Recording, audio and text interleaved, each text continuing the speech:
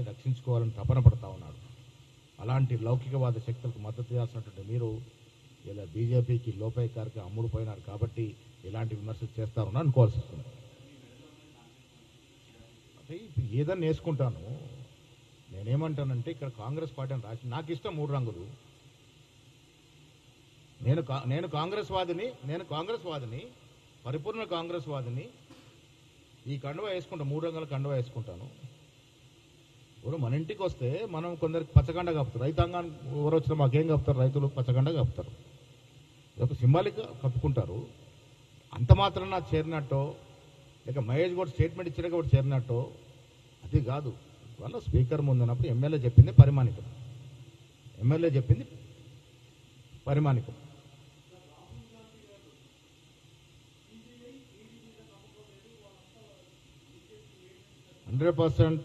దాన్ని ఏకీభవిస్తా. గతంలో నేను చెప్పినాము అంశాల వారిగా. ఇప్పుడు రాష్ట్ర ప్రభుత్వం దర్యాప్తు చేస్తే మీరేమంటారు? ఇలా సిబిఐ గతంలో కేసు టు కేసు పరిశీలించినప్పుడు సిబిఐ కూడా చాలా చోట్ల లొంగిన సందర్భాలు ఉన్నాయి, దాంట్లో అనుమానం లేదు. బట్ ఇవాళ రాష్ట్ర ప్రభుత్వం రాష్ట్ర ఏజెన్సీ విచారణ మొదలు పెడితే కేవలం కక్షపూరితంగానే చేస్తూ ఉన్నారు. రేవంత్ రెడ్డి గారికి కేసీఆర్ మీద కక్ష ఉంది కాబట్టి చేస్తామని అంటారు. మరో మార్గం లేకనే మనం సిబిఐకి ఇచ్చాం.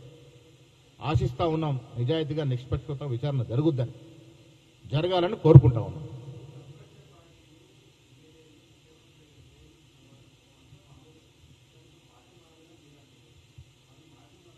మేమేమనట్లే, ఎమ్మెల్యేలు చెప్పిందే పరిమాణికం.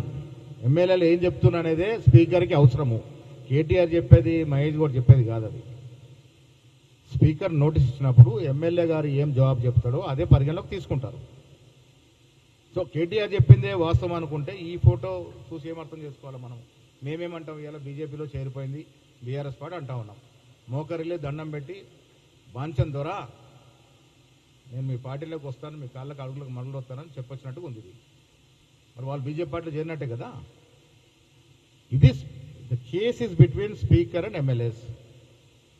ఎమ్మెల్యేస్ చెప్పింది పరిమాణికం, దాన్నే పరిగణలోకి తీసుకుంటారు. మాలాంటి వ్యక్తులు లేక కేటీఆర్ వ్యక్తులు దీన్ని మాట్లాడితే దానికి ఏం పస ఉండదు కదా. కానీ గతంలో వీళ్ళ చరిత్ర తెలుసుకుంటే వాళ్ళు ఎమ్మెల్యే గురించి మాట్లాడడం ఏంటి? పార్టీలో విలీనం చేసుకున్న చరిత్ర మీది. మీరు ఇవాళ ఒక్కటి మాత్రం వాస్తవం మిత్రులందరికీ నేను మళ్ళీ చెప్పదలుచుకున్నా, ఈ రాష్ట్రాన్ని అత్యంత తక్కువ సమయంలో అత్యంత ఎక్కువగా దోచుకున్న రాజకీయ కుటుంబం ఈ దేశంలో ఏదైనా ఉంది అంటే అది కేసీఆర్ కుటుంబమే. కేవలం 10 ఏళ్ళు పాలించి 100 సంవత్సరాలు సరిపడా సొత్తును దోచుకున్నారు. కాబట్టి ప్రజలు వారిని తిరస్కరించి కొట్టిన దెబ్బ కొట్టకుండా పార్లమెంట్ ఎన్నికల్లో 0 సీట్లు ఇచ్చినారు. కాబట్టి నేను మళ్ళీ చెప్తా ఉన్నాను, బీఆర్ఎస్ శకం ఈ రాష్ట్రంలో ముగిసింది.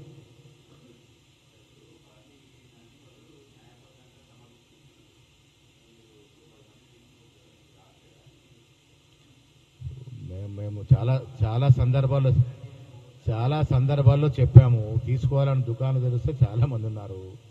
అది కాదు. ఇప్పుడు ప్రభుత్వం ఆనాటి పరిస్థితుల్లో మీకు తెలుసు ఎట్లా జరిగింది, ఎట్లా స్టేట్మెంట్ ఇచ్చారు. ప్రజాస్వామ్యబద్ధంగా ఎన్నికైన ప్రభుత్వాన్ని కూలుస్తామని ఒకడు, రాష్ట్రపతి పాలన పెడతామని ఒకడు. ఇది ప్రజల ఆభిష్టం మేరకు ఏర్పడిన ప్రభుత్వం కదా. ఇలా 2 సంవత్సరాలు మా పాలన ఏ రకంగా చేస్తుందో మీరు చూశారు. ప్రజల ఆభిష్టం మేరకు సన్నబియ్యం ఎవరైనా ఊహించారా? కలగన్నారా? ఉచిత బస్సు వస్తాను ఎవరు అనుకున్నారా? రైతు భరోసా, రుణమాఫీ, ఇందిరమ్మ ఇల్లు, రేషన్ కార్డులు, సన్నబియ్యం, అసలు ఈ చరిత్రాత్మక కార్యక్రమాలు ఈ రాష్ట్రంలో ప్రజల ఆభిష్టం జరుగుతూ ఉంది.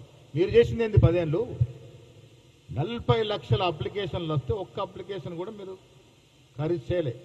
రేషన్ కార్డుల కొరకు ఎన్ని ఇందిరమ్మ ఇళ్ళకు ఎన్ని లక్షల అప్లికేషన్లు వచ్చి ఎన్ని ఇచ్చారు మీరు? ఇలా 3,500 ఫర్ కాన్షన్స్ ఇస్తా ఉన్నాం. ఇంకా కొన్ని ఇవ్వడానికి ముఖ్యమంత్రి సిద్ధంగా ఉన్నారు. అసలు ఇల్లు లేని పేదవాడు ఉండకూడదనేది మా ధ్యేయం. ఆ రకం కార్యక్రమాలు జరుగుతూ ఉన్నాయి. అభివృద్ధి, విద్య, వైద్యం చూసుకోండి. ఇంటర్గ్రేటెడ్ కళాశాల ఈ రాష్ట్రానికి వస్తే ఎవరు ఊహించుకున్నారా?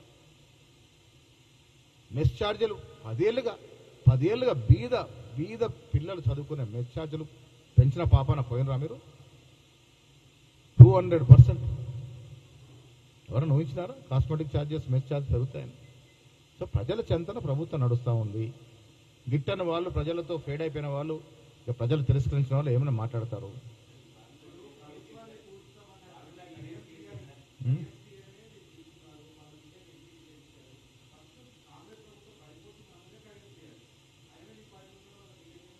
ఎప్పుడు అన్నాడు ఆయన? పడ్డ తర్వాత ఏం పడలే కదా మరి. ఫార్ములా ఈ రేస్లో కేసు ముందుకు పోయింది. కోర్టు